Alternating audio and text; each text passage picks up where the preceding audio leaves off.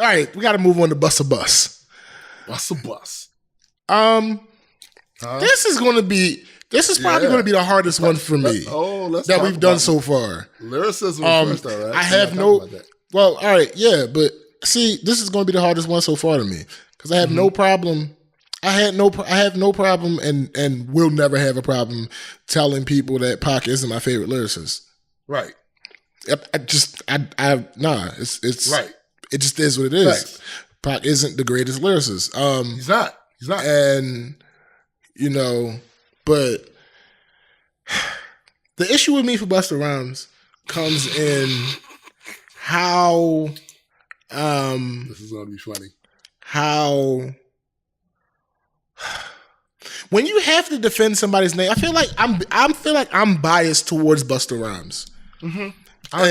And I'm not going to do that for this episode, but I feel like I am most of the time. Because listen. If you're ever going to be biased for anybody, it has to be Bust. It has to be, and I understand it. It's a lot of people that's that way. I am not. Right. But when we talking legacy, yeah, and known for being able to flow. And like, if you ever seen his live act, it's crazy what he can do. No, he's a performer. With a string of words, like and then, nigga, he's known for it. Like his breakout moment was in the Scenario. His verse on Scenario was the breakout, like a dungeon. Yeah, it was a breakout moment. But that's it. I mean, that's not it. Anybody can get touched. Thanks. Yo, niggas get killed every day, B. Get killed every day, B. All right, so lyricism. I'm gonna go with an 8. All right, so here's the thing, right? I'm not gonna argue with that because I know why you gave it to him. now there are people out here, for the record, there are people out here that are gonna be like, what? That's Bust a Bus. It is. Why you don't give him the 10? I'm gonna tell you. Let me break it down why we don't give him the 10 on that. Because Bust has the potential to be like, yo, and he's shown it on numerous occasions. Oh, yes. But let me tell you something else he's shown on numerous occasions. And I am a fan of Bust, but truth is truth, and y'all niggas just gonna have to deal with it. Bust used a lot of G.O.A.T in his bars. Y'all can sit and act like he don't, but wait, stop. You have to define that for the listening audience. Okay, so all right, so I'm gonna give y'all the classic definition, and then in the way I'm using it. All right, so the G.O.A.T is a fallacy. All right, so in logic, so it's a technique like used during the debate that kind of focuses on like overwhelming your opponent with as many arguments as possible without regard for accuracy or strength of the arguments. So if I just give you see this offer a lot in religious debates. So for those political fans, filibustering. It's basically filibustering. And he does this lyrically in the form of the I'm defining it this way. In the form of speed and flow, y'all will hear this and be so overwhelmed by, wow, it's a lot of words being said there, and it's going in this flow. But when you break down what he's actually saying, a lot of the times it's gibberish. That happens. It happens, and y'all hear it because I get it. You have an untrained ear. Y'all, I love hip hop like y'all love hip hop. The difference between me and a lot of other people that love hip hop is I do that shit. So I listen for bars. I do, and I'm hearing it, and I'm listening to the shit he's saying. Some of your favorite songs of Bust, Trust and Believe. He got some G.O.A.T in there. Trust and Believe. It's damn, that's impressive. That flow, and then you break down the words and what he's saying, and whether or not it's connecting to a point, or if it's a lot of listen. All right, wait. So stop. So one of those things, I have the perfect example. It was one of those times where like people was like, "Oh shit, Busta Rhymes back," blah blah this, blah blah that. His verse in "Look at Me Now." Let me read an excerpt. Excerpt. So I'm going to read it as if I'm reading words from a page, not as if you're rapping it. I'm not going to rap it like Busta Rhymes is doing because I need y'all to listen to the words. Right. Every time I come, a nigga gotta set it. Then I gotta go, and then I gotta get it, then I gotta blow, And then I gotta show that any little thing a nigga think he be doing, cause it doesn't matter. No, I didn't skip any words. No, he didn't. No, I didn't skip any words. Word. Cause it doesn't matter. Cause I'm gonna die. Then I'm gonna murder everything and anything. Bada boom, bada bing. I gotta do a lot of things that make it clearer to a couple niggas that I always win, and then I gotta get it again, and again, and then again, and I be doing it to death. And now I move a little foul. A nigga better call a ref. That is approximately 6 seconds of. And I submit to you that he didn't write that. I submit to you that he freestyled the fuck out of that. Because he could, and he knows that some rhyme gish galop will get him by. If you had listened to that with a nice beat, with a nice bounce, and he's rapping super fast, and he knows when to put a break in the words and all, then that sounds amazing. But when I just read you those lyrics, you can't tell me that sounds. You can't tell me that sounds good. Yeah, you can't. You can't. So Busta. Oh wait. Because I'm going to continue with this shit because everybody was so like, oh, this is so hard. And everybody know my style. And nigga, so he basically just told you. Mm-hmm. And everybody know my style. And niggas know that I'm the best. When it come to doing this, and I be banging on my chest. And I bang it, and I bang in the east, and I'm banging in the west. Oh my and goodness. I come to give you more, and I will never give you less. You will hear it in the street, or you could read it in the press.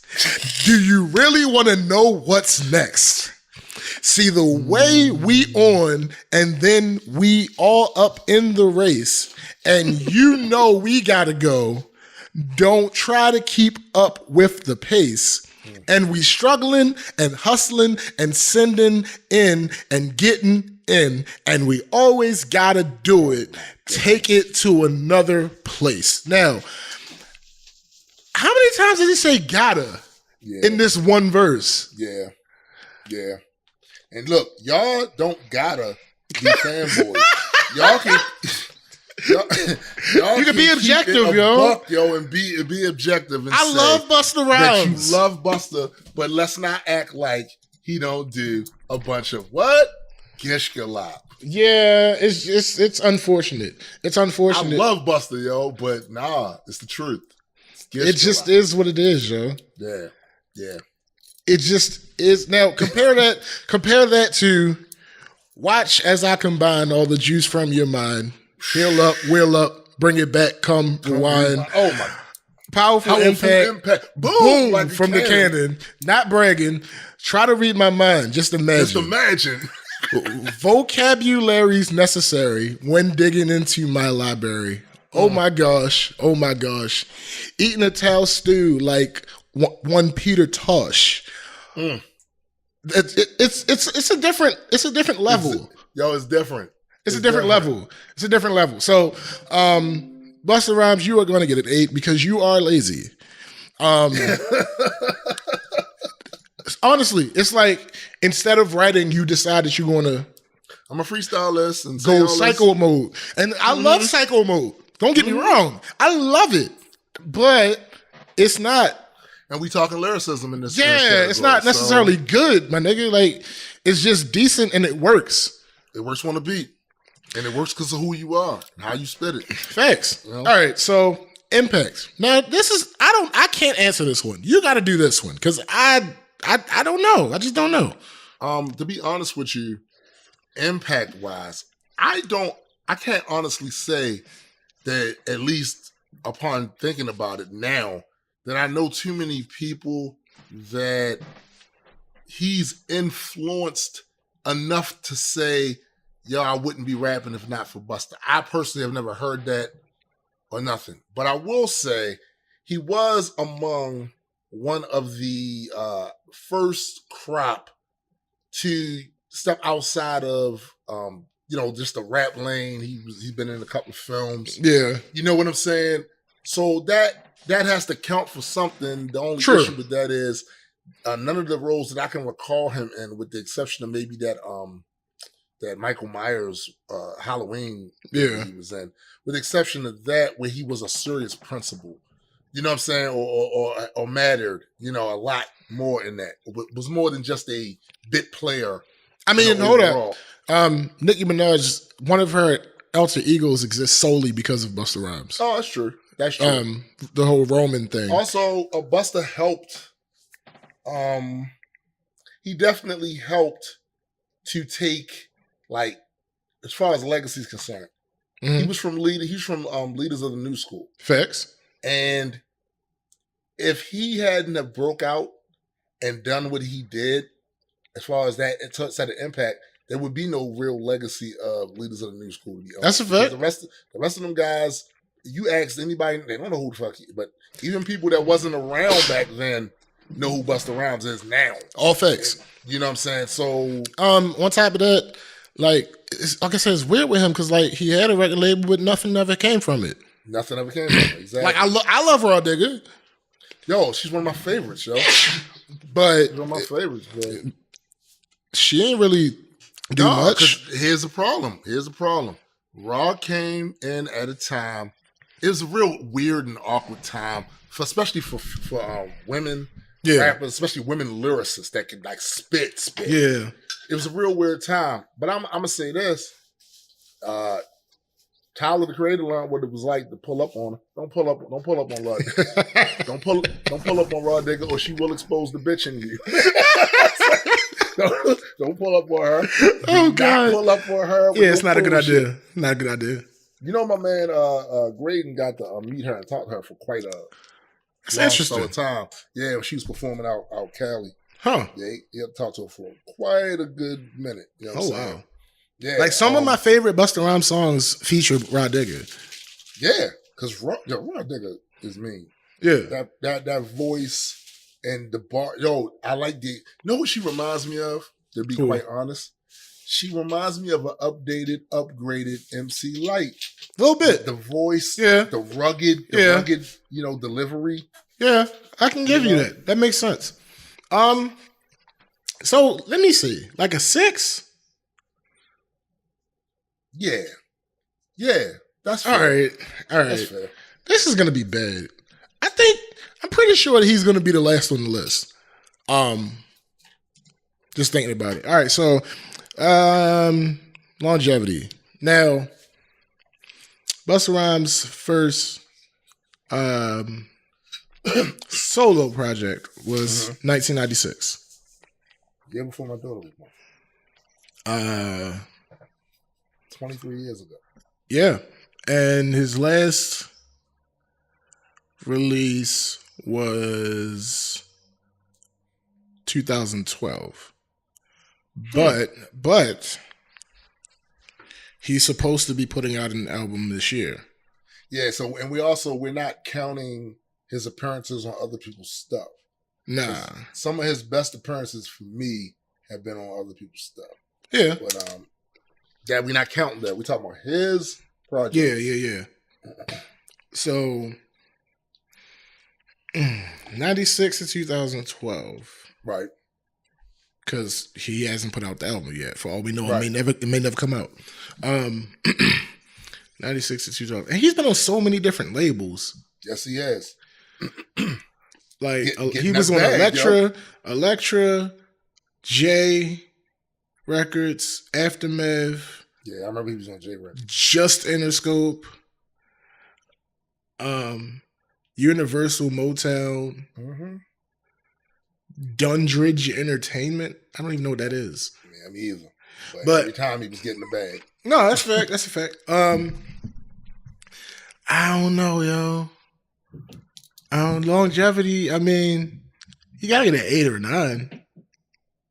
Yeah, I think so because, like I said, even if you wasn't around for my scenario and the Leaders of the New School day and all that shit, niggas know who Busta Rhymes is. Facts.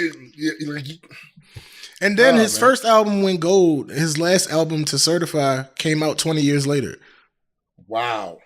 So yeah, you got to get a 9 for that. You got to get a 9 for that. All right, now record sales. Here's the issue. We have not done. It's not as bad as I'm making it sound, but it's probably the worst lineup that we've done so far. Yeah. It's not bad. There's only 2 albums that didn't certify. Right. But in comparison to the mega, there are no multi-platinum releases. Right. Not one. I think too, we definitely need to keep the same energy because of how we looked at the other people's stuff. But just to add this in for to add to the context of it, at the time when he was like making like these albums and they were coming out, nobody like they were thought of as successful albums. It's not like people was looking at them like, oh, they failed. Nah, they were looking at as successful, especially for who he was. And how long he had been in the game, and they was looked at. They were looked at as successful, but they weren't necessarily like the cream of the crop. No, it wasn't like he wasn't like, oh, I'm Michael Jackson. No, listen, no. But like he wasn't at the time. It was even 50 Cent. Yeah, like, no, but it was respected. It was like, okay, yeah, Busta came in and did all right. Busta came exactly. But he doesn't have a multi-platinum selling album. So I can't in good conscience put him above. I can't put him. I have to put him below Wayne. Yeah. I have to put him below TIP. Yeah. So, yeah. So Jay-Z, T.I., and Wayne all got 8s. So Bus. Are we going 7 or 6? I'm going 6. It is what it is. It's my man's. But this is what it is. He does not have a multi-platinum like we can't selling album. All right, so the math's in on Busta Rhymes. Plus. 8 plus 6 plus 9 plus 6. Ugh.